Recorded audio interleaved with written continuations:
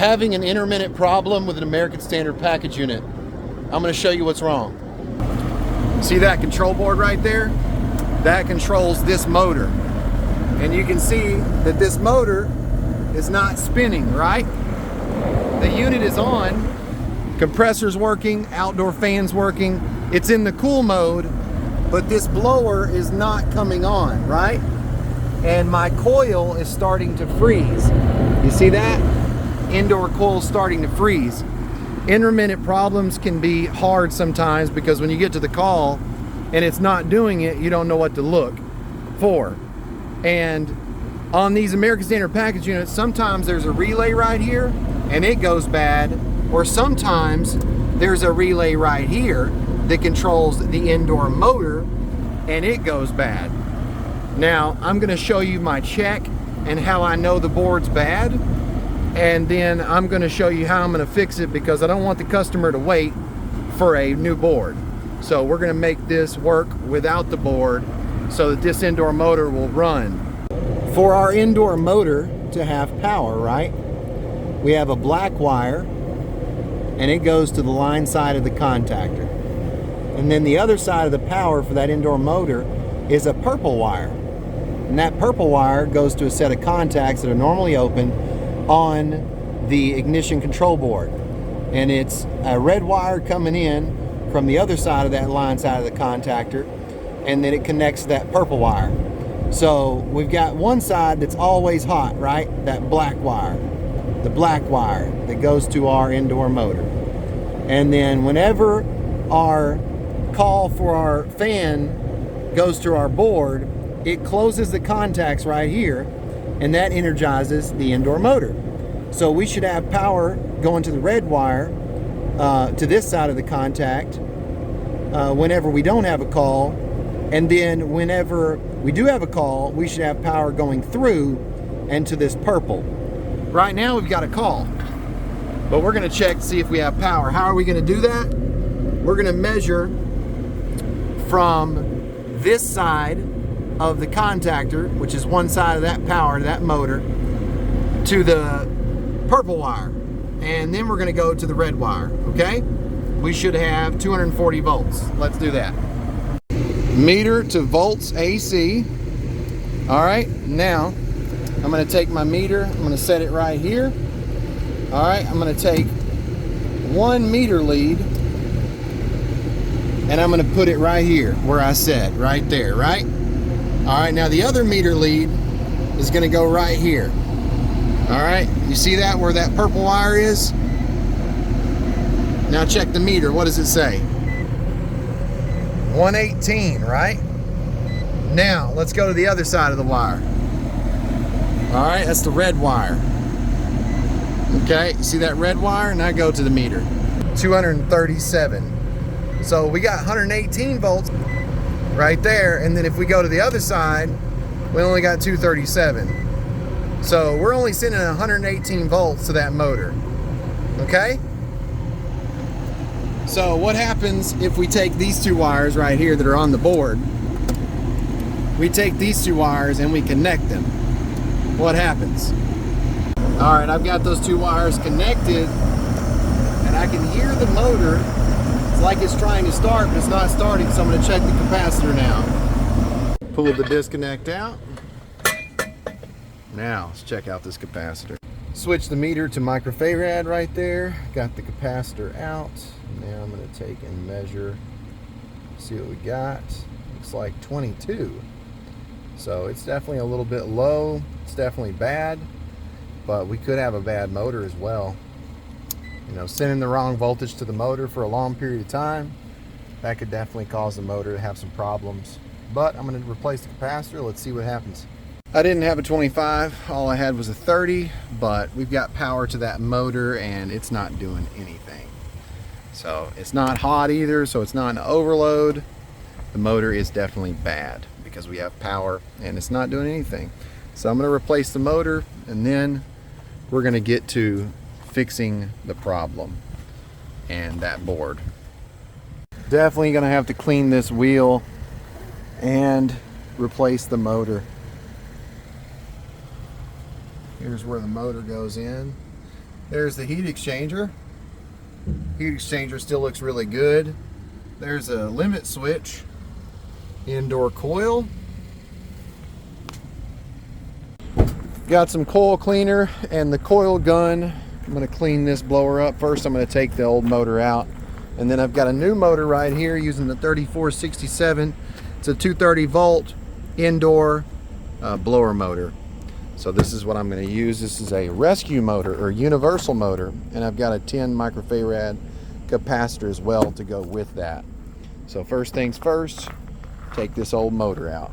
So WD-40, adjustable crescent wrench, and then my 3/8 nut driver. Go ahead and take the crescent wrench and loosen up the set screw. Once I get the set screw loosened up, flip it over, grab my 3/8 nut driver, load it up. Whoa, long way, buddy.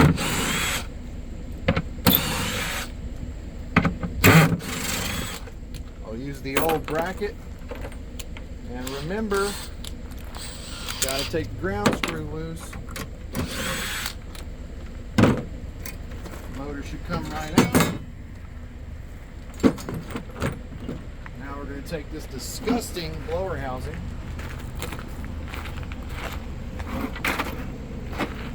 and then we're going to connect coil gun, turn this on, and then we're going to douse this.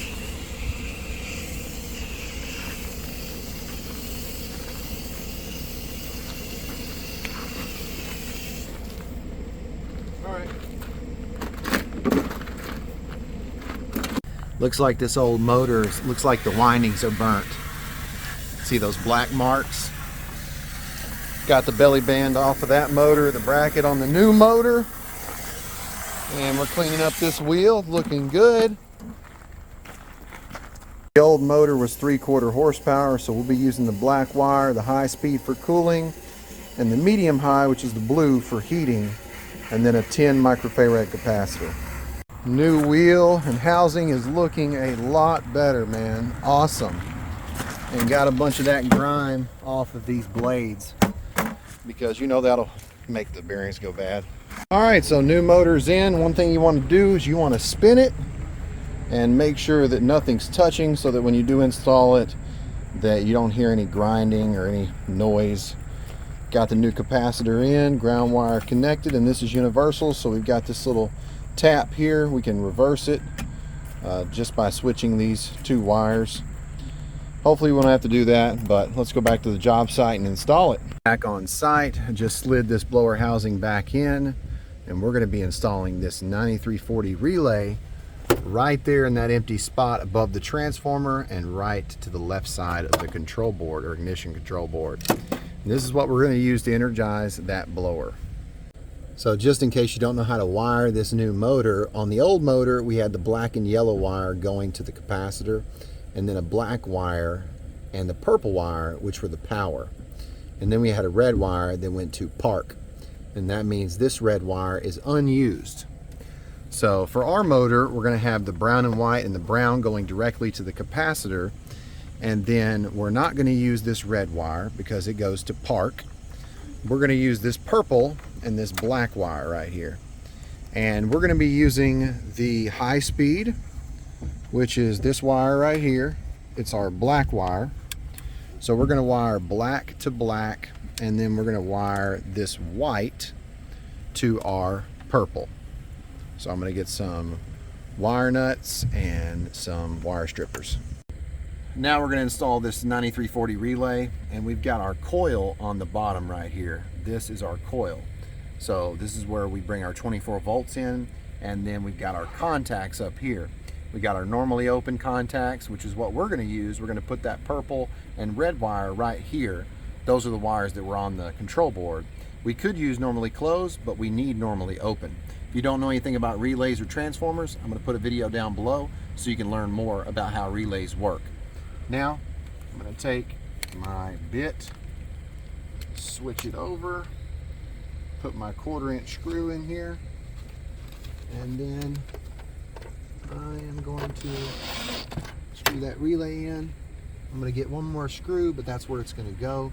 And then I'm going to go ahead and put my wires on here so you can see where they go. So there's the purple and the red that went to that board, okay? See that right there? Purple and red. All right, let me get one more screw. Now I've got some wires going from the coil to where the thermostat wires come in. So right here, I've got a yellow wire on this side of that coil, and then I've got a blue wire on the other, and they're routed over here to where these thermostat wires are right here. So I'm going to take the blue and I'm going to attach it to the other blue right here, okay? See that? That's where that one's going to go. And then the other one is a yellow wire, which I wish I had a green, but I don't.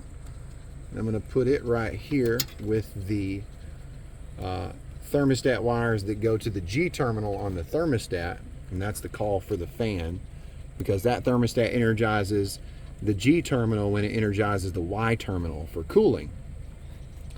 Now, the only other thing I might have to do here is I might have to program the thermostat, and I'll talk about that.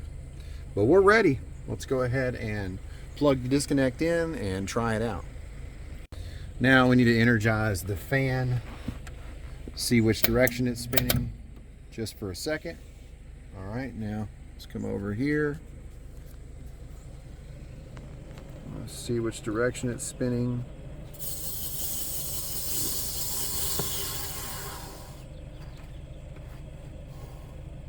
Okay, looks like it's spinning this direction, and it needs to be spinning this direction.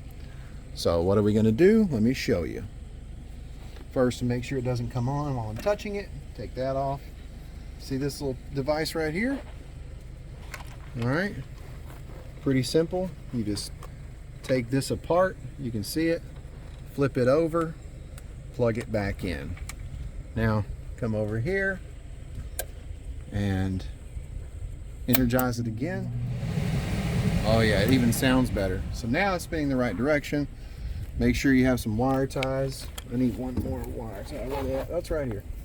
All right, last thing I need to do is make sure that this doesn't touch anything, okay? So I'm going to wire tie this.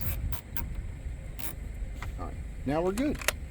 Blower's working, outdoor fan's working, so now it's working as it should. Now let's talk about the ignition control board and what happens in a call for heating, which is red to white. This is a good fix for the unit in the cooling mode, but in the heating mode, you may have to do something different. You may have to install another relay so that whenever the W energizes, the call for heating energizes, the indoor fan energizes as well. Or you may need to program the thermostat to energize the indoor fan, energize the G terminal whenever the thermostat energizes the W terminal.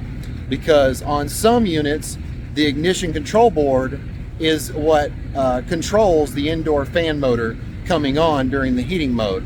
Why? Because there may be a little bit of a delay, or it just may control that fan instead of the thermostat controlling it. Make sure your thermostat will control the indoor fan during the heating. If it doesn't and you can't program it, then just install another relay and then hook the blue and the white wire to the coil, and then just break your fan and energize your fan. When that coil energizes, then you energize that fan. Now let's talk about cause and effect. Cause of the motor going bad was it was only sent half of the voltage that it needed. The effect was the motor burned up. Why? Because when you send half of the voltage, which is only 110 volts, to a 240 volt motor, the motor draws more current, because more voltage equals less current, and less voltage equals more current. So remember that. Always find the cause, because there's never just an effect without a cause. So cause and effect. Make sure you know what thermostat you have. Some thermostats, if you take the face of the thermostat off the wall and turn it over, it'll say electric or gas, and you can control your fan setting with that. Then other thermostats like this one, this was an American Standard ACONT 401. I just typed in ACONT 401 installation manual, and I was able to download the installation instructions with the programming steps. So make sure that you look up the manual, you know how to set everything up if you're gonna make a fix like this. Hope you enjoyed today's video. If you did, hit the like button, subscribe, smash that bell, ding, so you know what I'm doing. If you got a question, leave them in the comments, because questions can lead to content. But if you don't have a question, that's okay. Let me know who you are, and let me know where you're from. You've been watching HVAC Tips for Technicians. I'm Tad, and I'll keep you cool if you let me.